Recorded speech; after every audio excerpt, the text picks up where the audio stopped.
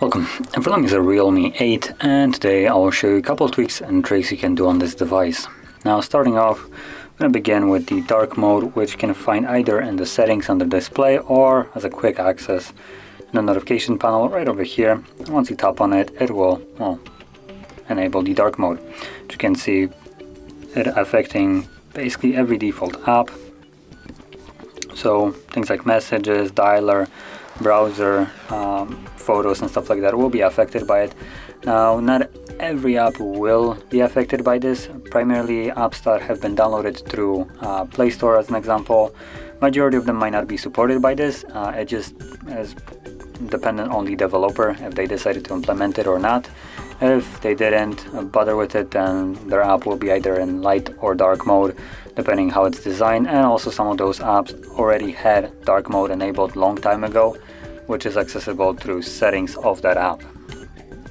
Now, apart from it being able to be enabled from here, you can also hold it. This will take you to the settings, and there's also a nice feature right here, which is the auto switch,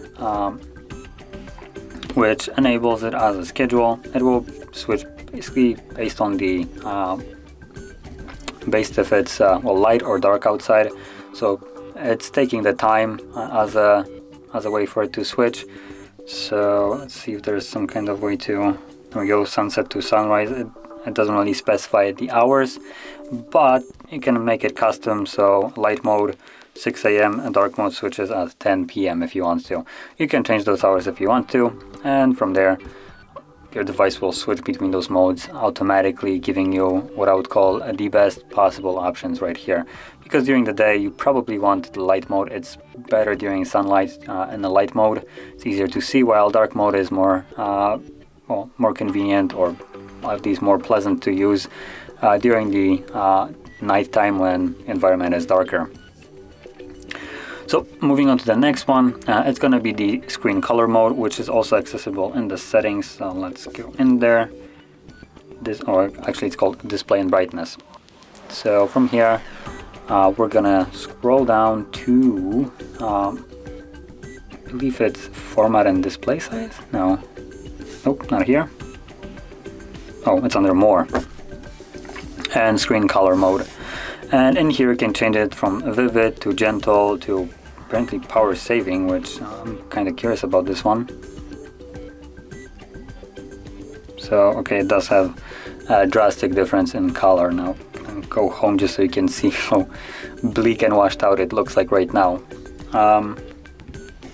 So you can use any of those if you want. The saturated might be a little bit too saturated for some people, so that's why I'm kind of showing it up.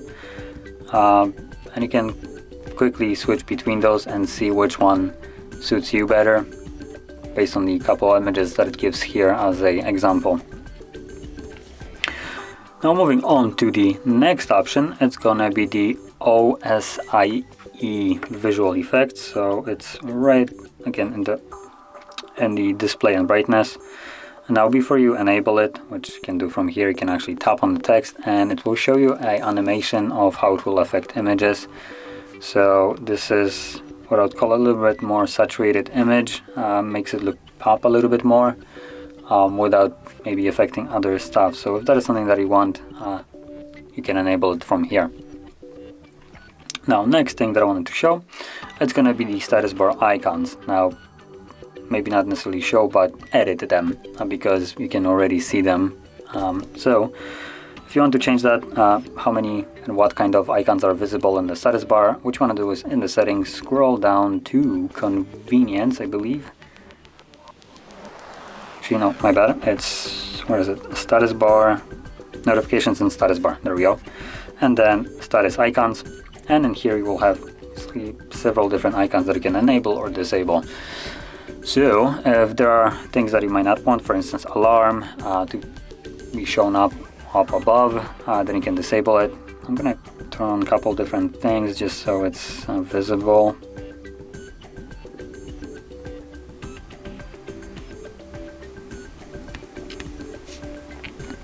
So as you can see, a couple of those are visible, like Bluetooth and the NFC. So if I don't want to see those, bam, NFC gone. Let's see, Bluetooth, is it somewhere here? Looks like there's no Bluetooth.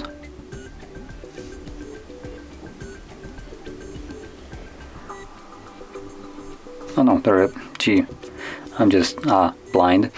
So yeah, as you can see, you can disable a couple different things here from showing up. Now the only thing that you won't be able to disable, at least through here, is notifications. As you can see, if you have some kind of notifications, you will have to get rid of them either through here by clearing them, or just by going into the settings, for instance, like here. And I don't think this was where I want to go. Let me quickly check.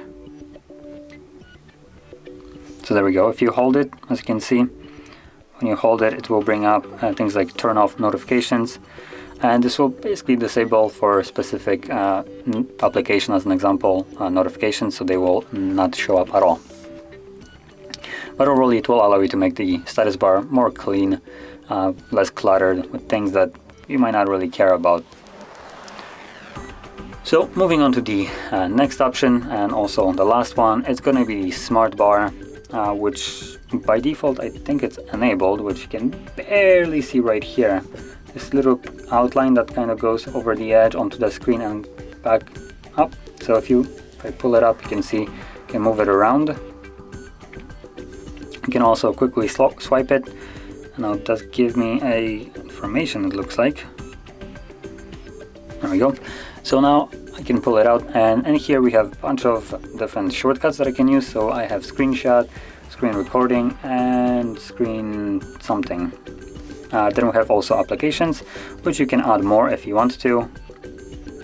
As you can see, there are some toggles and also apps, so you could add whatever you want. There we go. And you can quickly access these things from here. So that's a screenshot. You can launch contacts. It also will launch these applications in here in this pop-up view instead of the normal mode. So there we go. And once you're done with it, you can basically tap on this tiny little square right here to close it, if you can actually hit it. There we go.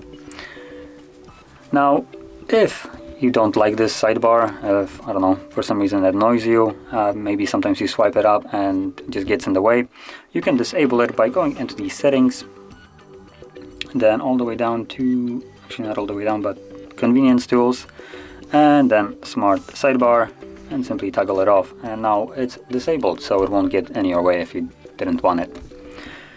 Now, that being said, this will conclude all the tweaks and tricks that I wanted to share with you, and if you found this very helpful, don't forget to hit like, subscribe, and thanks for watching.